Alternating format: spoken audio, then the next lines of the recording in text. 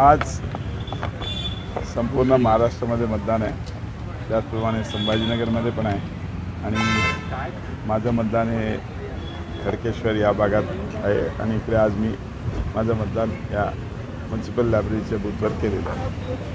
कसं वाटतं आज महत्त्वाचा दिवस आहे, तिसऱ्यांदा तुम्ही उमेदवार म्हणून उभे आहात. 2014मध्ये आणि 2019मध्ये संभाजीनगरच्या सर्व नागरिकांनी मला आशीर्वाद दिला होता. मी दोन्ही वेळेस आमदार म्हणून निवडून आलो.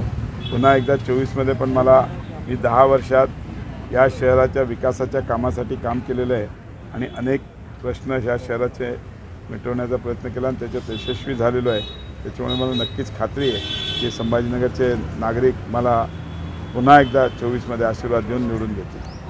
तुमच्या मित्रपक्षातले संजय सिरसाट आहेत, त्यांच्या गाडीवर हल्ला झालेला आहे. त्यांनी एक गंभीर आरोप केलेला आहे की बाहेरची जे गुंड आहेत त्या शहरामध्ये आलेले आहेत आणि अनेक मतदारसंघांमध्ये धमकी दिली जात आहे महायुतीच्या उमेदवारांना किंवा राजकारणामध्ये इतक्या खालच्या लेवलला जाऊन राजकारण करत असतील तर अतिशय दुर्दैवी गोष्ट आहे. अशा खालच्या लेवलला जाऊन राजकारण करू नये. निवडणूक ही कधीही 1 महिन्याची असते, बाकी 59 महिने आपल्याला सगळ्यांना एकत्र काम करायचं असते. त्यामुळे वैयक्तिक संबंध कधीही कोणी खराब आहे असं जो कोणी केलं असेल काल तर नक्कीच ती अतिशय दुर्दैवी गोष्ट आहे आणि आम्ही त्याचा निषेध करतो.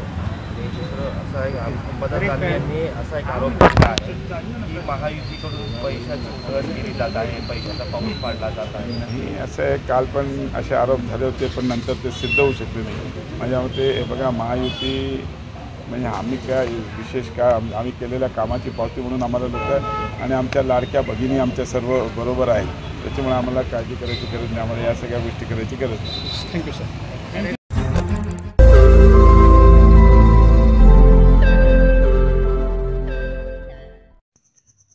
रोज नई खबरों को देखने के लिए हमारे औरंगाबाद समाचार चैनल को सब्सक्राइब कीजिए और नोटिफिकेशन पाने के लिए हमारे बेल आइकन को दबाइए ताकि हर खबर की नोटिफिकेशन आपको मिलती रहे.